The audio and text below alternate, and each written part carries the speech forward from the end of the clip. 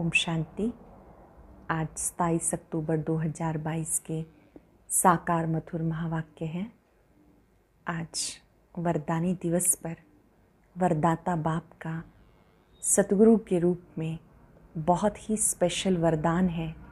इस ब्राह्मण जीवन में अलौकिकता संपन्न जीवन जीने वाले, कम खर्च बालानशीन भव, इस ब्राह्मण जीवन का एक विशेष स्लोगन है, कम खर्च बालानशीन।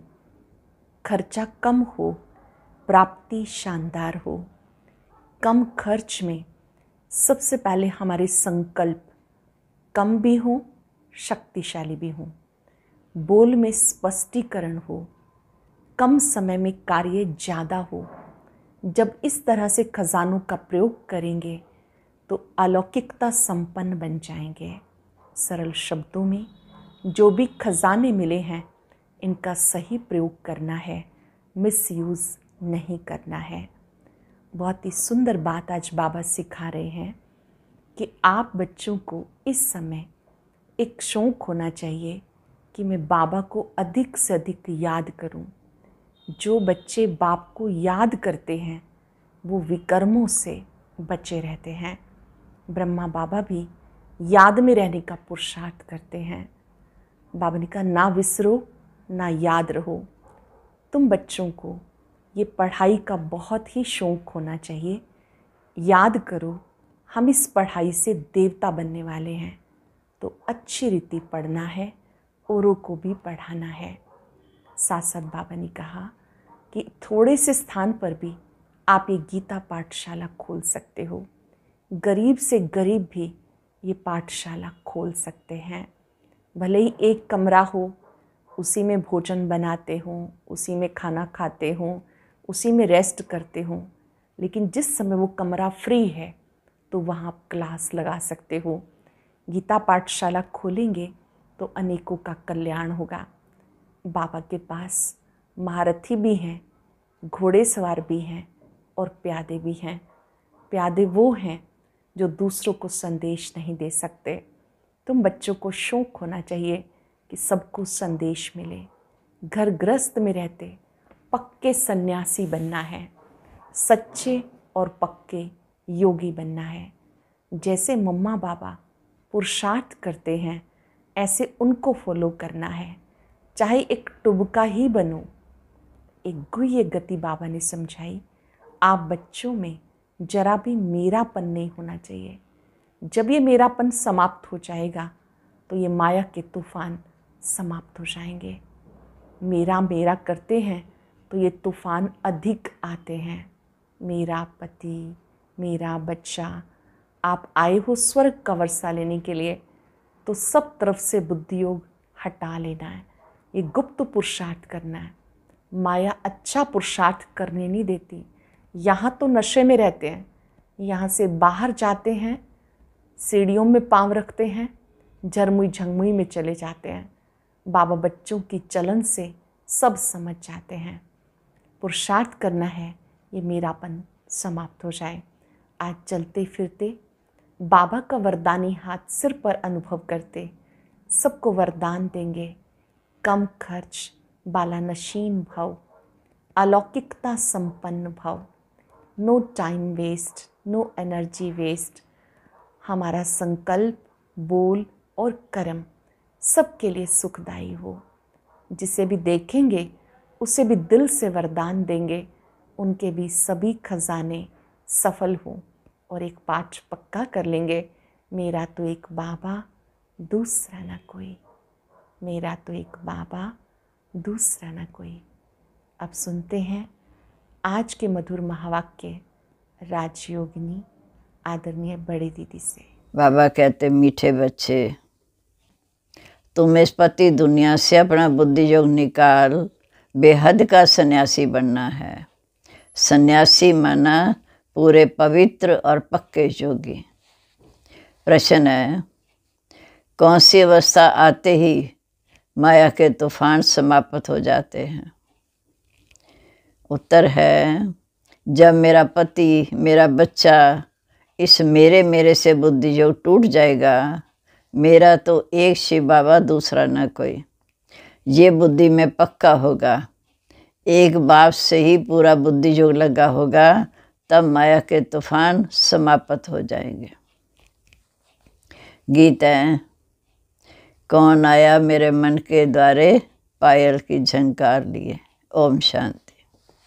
भगवान वाच, ये तो बच्चे समझ गए हैं कि आत्माओं का बाप उसे कहा जाता है परम पिता परम आत्मा। आत्माओं का बाप उसे कहा जाता है परम पिता परम आत्मा। बाप खुद समझाते हैं, मेरा कोई आकार में बड़ा रूप नहीं है। जैसे आत्मा के लिए कहते हैं स्टार है, भ्रिकुटी के बीच में रहता है, वैसे मैं भी परम आत्मा हूँ। उसकी महिमा बड़ी है। वह ज्ञान का सागर है, सुख का सागर है, सर्वशक्तिवान है। बाकी इतना बड़ा चित्र जैसा नहीं है। इतना बड़ा होता तो इस शरीर में भ्रिकुटी में बैठ ही न सकता। ये तो शिवलिंग की पूजा करते हैं तो बड़ा बनाते, अंगूठे सदृश्य कहते हैं। आत्मा माना आत्मा, सिर्फ उनको परमात्मा कहते हैं, ऊंचे से ऊंची आत्मा। तो जो परम धाम में रहते हैं, तुम जाते हो इस समय डेविल वर्ल्ड आश्री संप्रदाय। सतयुग में इस भारत पर देवताओं का राज्य था, अब आश्री राज्य है। देखो क्या क्या खा जाते हैं, मांस मदिरा, ये राक्षसी आहार है। इस बात को भी नहीं समझते। स्कूल में भी कोई बच्चे अच्छे ख्यालात वाले, कोई रजोगुणी, कोई तमोगुणी होते, जो दूसरों को समझा नहीं सकते, उनको बाबा बुद्धू कहते हैं। जो दूसरों को समझा नहीं सकते उनको बुद्धू कहते। ब्रह्मा कुमार कुमारियों में भी नंबरवार महारथी घोड़ेसवार प्यादे होते हैं। जो अच्छी रीति समझा नहीं सकते, ज्ञान अमृत, ज्ञान पूरा ना होने के कारण फिर डिसर्विस करते हैं। जितना जिसमें ज्ञान है उतना ही समझाएगा ना, नंबरवार तो हैं। पर बच्चों को नशा होना चाहिए कि हम तो देवता बन रहे हैं। देवता बन रहे हैं तो दैवी गुण चाहिए, दैवी चलन चाहिए, दैवी खान पान चाहिए। बच्चों को नशा होना चाहिए कि हम तो देवता बन रहे हैं। बाप खुद कहते हैं, मैं आया हूँ पतितों को पावन बनाने। सतयुग में यही नारायण था, अब फिर मैं लास्ट में इसके अंत जन्म में आया हूँ। इनको ही नर से नारायण बनाता हूँ। पहले भी नारायण था, फिर लास्ट जन्म में आया, फिर इनको नारायण बनाता हूँ। नंबर 1 पूज्य भी ये था, अब नंबर 1 पूज्य भी ये था, अब नंबर 1 पुजारी भी ये बना। इनका ऑलराउंड पार्ट है, माना शुरू से अंत तक पार्ट है। ये मेरा मुकर्रर तन है, ये चेंज नहीं हो सकता। ऐसे नहीं कि कभी किसी को चांस दूँ। ये ड्रामा बनाया है, इसमें कुछ भी चेंज नहीं हो सकता। भगवान माना भगवान निराकार, ना ब्रह्मा विष्णु शंकर ना कृष्ण। बाबा कहते मैं तुम्हारे जैसा हूँ, जैसे तुम्हारा रूप ज्योति बिंदु ऐसे मेरा भी। भगवान वाच, मैं तुम्हें राजयोग सिखाने आया हूँ। योग की कितनी महिमा है।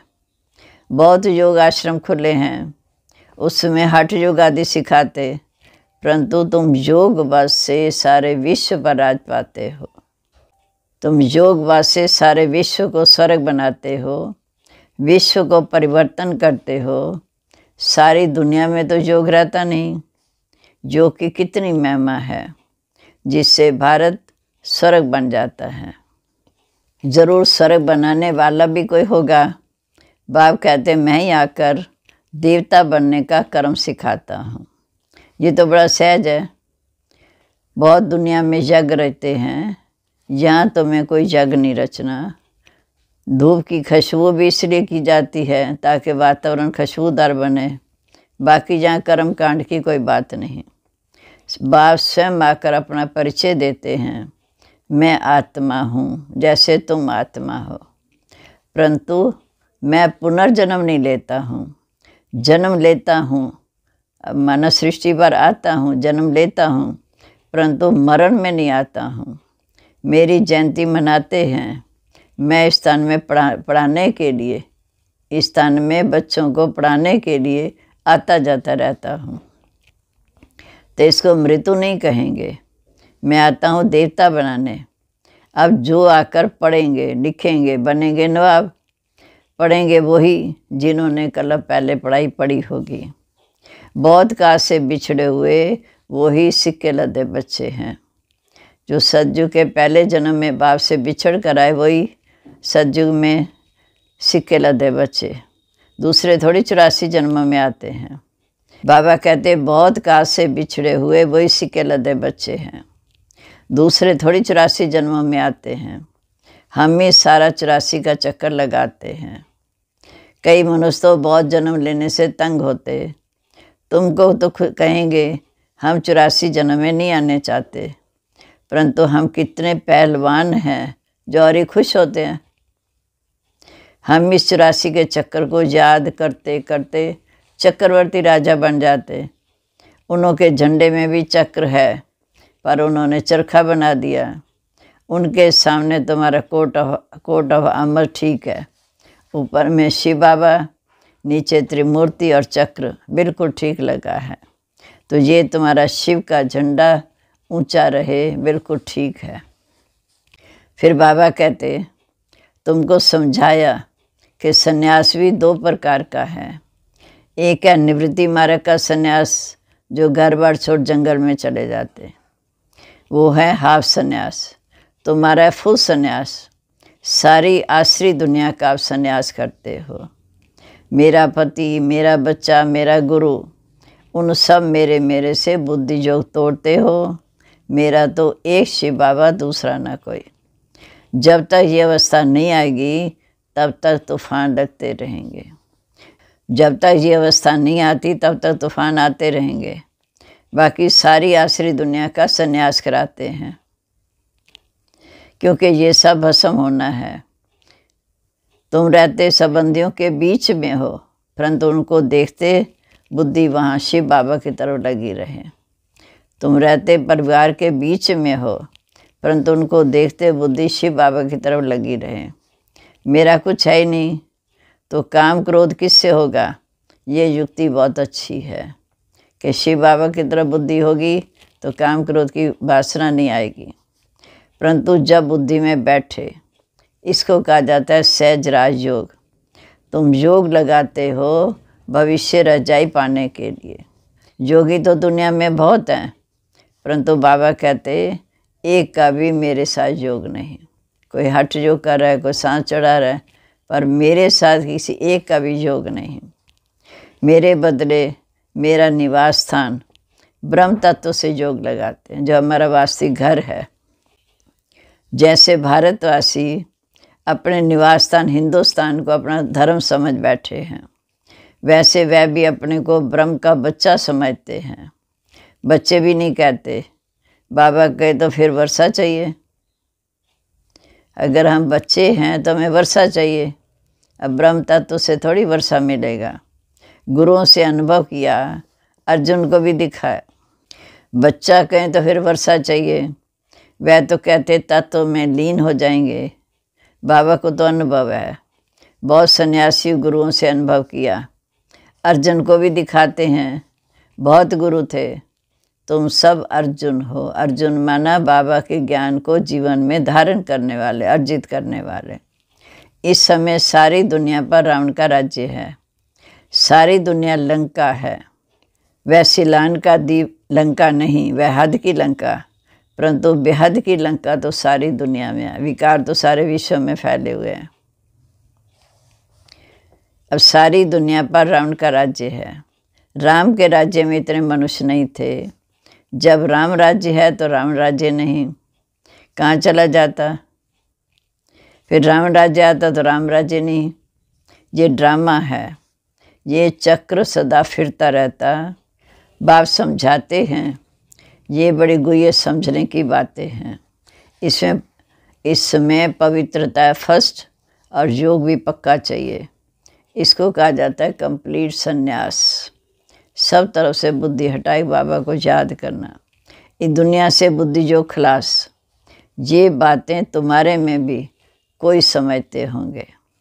सब समझें तो ज्ञान गंगा बन जाए, छोटी नदी बने, कैनाल बने, अच्छा टुबका बन घर में सुनाएं तो भी समझें कुछ समझा है, परंतु घर में भी नहीं बता सकते। बाबा कहते देखो कैसा भी गरीब हो घर में भी गीता पाठशाला खोल सकते हैं। भले एक ही कमरा हो, उसी में खाते पीते सोते हों, अच्छा काम उतार, सफाई कर, फिर ये क्लास लगा लो। 3 पैर पृथ्वी में इतनी बड़ी हॉस्पिटल खोल सकते हो। साहूकार की बातें छोड़ो, बाप तो गरीब निवास है ना। साहूकार तो बोलते हैं हमें तो जाएं स्वर्ग है। बाबा कहते अच्छा तुम अपने स्वर्ग में खुश रहो, मैं तुमको क्या दूं। दान भी गरीब को दिया जाता है। बड़ा आदमी तो जहाँ ज़मीन में बैठने से चमकेंगे। बाबा कहते भल अपने महल में रहो, मेरे पास तो गरीब आए जो अच्छी तरह इस पढ़ाई को पढ़ सकें। अगर दूसरे को नहीं सुना सकते तो छोटा तालाब भी नहीं ठहरे। तुमको तो बड़ी नदी बनना है, मम्मा बाबा को फॉलो करना है, परंतु घर में भी नहीं सुना सकते तो चुल्लू पानी माना हथेली में पानी भी नहीं लेते। बाबा को तो मज़ा आएगा ज्ञान गंगाओं के सामने बैठने में। जो सुना नहीं सकते तो धारणा क्या होगी, पर बाबा को तो ज्ञान गंगाओं के सामने मज़ा आता है। कई बाबा के सन्मुख सुनते हैं, खुश होते हैं, और जहाँ से उठे सीढ़ी नीचे उतरे तो नशा भी उतर जाता। फिर घर पहुँचे, फिर वही झर्म जंग में फालतू बातों में समय गवाते, पर चिंतन चालू हो जाता। बाबा तो चलन से समझ जाते हैं। फिर घर पहुँचते हैं, आते हैं बाप से मिलने, कहते हैं मेरा पति, मेरा बच्चा। अरे तुमको पति कहाँ से आया? आए हैं तो स्वर्ग में चलने के लिए, फिर मेरे में फंसी क्यों हो? हम आए हैं स्वर्ग में चलने के लिए, तो बाबा को याद कर स्वर्ग में चलना है, फिर मेरा कहाँ से? अच्छा इतना डोज काफ़ी है। बाबा कहते उतना देना चाहिए जितना आप हजम कर सको। बाबा ने नटशेल में बताया कि इस योग से ही तुम स्वर्ग की स्थापना कर रहे हो। बाकी बादशाही के लिए नॉलेज चाहिए। 2 सब्जेक्ट हैं।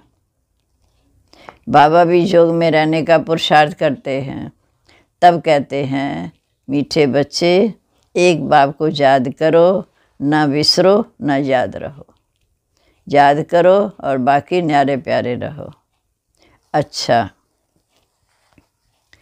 मीठे मीठे सिक्के लदे बच्चों प्रीत, माता पिता बाप दादा का याद प्यार। Good morning. रूहानी बाप की रूहानी बच्चों को नमस्ते। हम रूहानी बच्चों की रूहानी बाप दादा को नमस्ते। नमस्ते बाबा, गुड मॉर्निंग। बड़ा बड़ा शुक्रिया जो स्पष्ट ज्ञान देकर हमें कितना ऊंचा उठाते हैं। अब है धारणा के लिए मुख्य सार। पहली पॉइंट, इस पुरानी दुनिया का कंप्लीट संन्यास करना है। पवित्रता और योग की सब्जेक्ट में फर्स्ट नंबर लेना है। दूसरा, ज्ञान गंगा बन पतितों को पान बनाने की सेवा करनी है। मम्मा बाबा को फॉलो कर बड़ी नदी बनो। अब है वरदान। ब्राह्मण जीवन में कम खर्च बाला नशीन करने वाले अलौकिकता संपन्न भव। ब्राह्मण जीवन में कम खर्च बाला नशीन करने वाले अलौकिकता संपन्न भव। इस अलौकिक ब्राह्मण जीवन का विशेष स्लोगन है कम खर्च बाला नशीन। खर्चा कम हो लेकिन प्राप्ति शानदार हो, अर्थात रिजल्ट अच्छे से अच्छी हो। अलौकिकता संपन्न जीवन तब कहेंगे जब बोल में, कर्म में खर्च कम हो, कम समय में काम ज़्यादा हो, कम बोलने में स्पष्टीकरण ज़्यादा हो, संकल्प कम हो लेकिन शक्तिशाली हो। इसको कहा जाता है कम खर्च बाला नशीन। जो सर्व खजाने कम खर्च करते हैं उनके भंडारे सदा भरपूर रहते हैं। उधर से बचत कर बुद्धि में याद रख, फिर अनेकों की सेवा के निमित्त बनते हैं। स्लोगन है, बाप और सेवा से सच्चा प्यार है तो परिवार का प्यार स्वतः मिलता है। बाप और सेवा से सच्चा प्यार है तो प्यार परिवार का स्वतः मिलता है। अब है मातेश्वरी जी के अनमोल महावाक्य। अब ये जो श्रोमणी गीता में भगवान वाचा बच्चे, जहाँ जीत है वहाँ मैं हूँ, ये भी परमात्मा के महावाक्य हैं। पहाड़ों में जो हिमालय पर्वत है उसमें मैं हूँ, सांपों में काली नाग में मैं हूँ, इसलिए पर्वत में ऊंचा पर्वत कैलाश पर्वत दिखाते हैं, और सांपों में काली नाग। तो इससे सिद्ध है कि परमात्मा अगर सर्व सांपों में केवल काले नाग में है तो सर्व पापों में उसका वास नहीं हुआ ना। अगर परमात्मा ऊंचे तो ऊंचे पहाड़ में है, गोया नीचे के पहाड़ों में नहीं है, फिर कहते जहाँ जीत वहाँ मेरा जन्म, गोया हार में मैं नहीं हूँ। तो ये बातें सिद्ध करती हैं कि परमात्मा सर्वव्यापी नहीं है। एक तरफ ऐसे भी कहते हैं, दूसरी तरफ ऐसे भी कहते हैं कि परमात्मा अनेक रूप में आते हैं। जैसे परमात्मा को 24 अवतार दिखाए, कहते हैं कच्छ मच्छ आदि सब रूप परमात्मा के हैं। अब ये है उन्हों के मिथ्या ज्ञान। ऐसे ही परमात्मा को सर्वत्र समझ बैठे। जबकि इस समय कलयुग में सर्वत्र माया ही व्यापक है, फिर परमात्मा व्यापक कैसे ठहरा? गीता में भी कहते हैं कि मैं फिर माया में व्यापक नहीं हूँ। इससे सिद्ध है कि परमात्मा सर्वत्र नहीं है। मम्मा ने सिद्ध किया कि परमात्मा सर्वव्यापी भी नहीं है और परमात्मा नाम रूप से न्यारा भी नहीं है। दूसरा, अब ये जो हम जानते हैं कि जब हम निराकारी दुनिया कहते तो निराकार का ये नहीं कि उसका कोई आकार नहीं। जैसे हम निराकारी दुनिया कहते हैं तो इसका मतलब ज़रूर है कि कोई दुनिया है, परंतु उसका स्थूल सृष्टि माफिक आकार नहीं है। ऐसे परमात्मा निराकार है, लेकिन उनका अपना रूप सूक्ष्म रूप अवश्य है। तो हम आत्मा और परमात्मा का धाम निराकारी दुनिया है। हम आत्मा भी वहाँ रहने वाली, परमात्मा भी वहाँ रहने वाला। जब हम दुनिया अक्षर कहते हैं तो इससे सिद्ध है कि वो दुनिया है और हम वहाँ रहते, तभी तो दुनिया नाम पड़ा। अब दुनियावी लोग तो समझते हैं कि परमात्मा का रूप अखंड ज्योति तत्व है, तो वो हुआ परमात्मा के रहने का ठिकाना, जिसको रिटायर्ड होम कहते हैं, शांति धाम। तो हम परमात्मा के घर को परमात्मा नहीं कह सकते। अब दूसरी है अकारी दुनिया, जहाँ ब्रह्मा विष्णु शंकर देवताएं अकारी रूप में रहती हैं। और ये है साकारी दुनिया, जिसके दो भाग हैं। एक है निराकारी निर्विकारी स्वर्ग की दुनिया, जहाँ आधा कल्प सर्वदा सुख ही सुख है, पवित्रता और शांति है। दूसरी है विकारी दुनिया, दुख और शांति की दुनिया। अब वो दो दुनियाएं क्यों कहते हैं? क्योंकि ये जो मनुष्य चाहते हैं स्वर्ग और नरक दोनों परमात्मा की रची दुनिया है। इस पर परमात्मा के महावाक्य हैं, मीठे बच्चे, मैंने तुम्हारे लिए कोई दुख की दुनिया नहीं रची है, मैंने तो रची है जो सुख की। अब ये जो दुख और शांति की दुनिया है, वह मनुष्य अपने आप को और मुझ परमात्मा को भूलने के कारण ये कर्मों का हिसाब किताब भोग रहे हैं। बाकी ऐसे नहीं कि जिस समय सुख और पुण्य की दुनिया है वहाँ कोई सृष्टि नहीं चलती। हाँ, अवश्य जब हम कहते हैं कि वहाँ देवताओं का निवास स्थान है, वहाँ सब प्रवृत्ति चलती है, परंतु इतना ज़रूर है कि वहाँ विकारी पैदाइश नहीं है, जिस कारण इतना कर्म बंधन नहीं है। उस दुनिया को कर्म बंधन रहित स्वर्ग की दुनिया कहते हैं। वो एक है निराकारी दुनिया, दूसरी आकारी दुनिया, तीसरी है साकारी दुनिया। निराकारी दुनिया जहाँ बाप और हम बच्चे आत्मा रूप में रहते हैं, आकारी दुनिया जहाँ ब्रह्मा विष्णु शंकर सूक्ष्म लाइट के शरीर में रहते, और ये साकारी दुनिया जहाँ हम शरीर के आधार से रहते हैं। अच्छा जी, ओम शांति। और अब सुनते हैं आज का अव्यक्त ज्ञान मोती। ये एक बहुत संस्कारितापूर्ण वीडियो है, जरूर देखें, कोई भी मिस ना करे।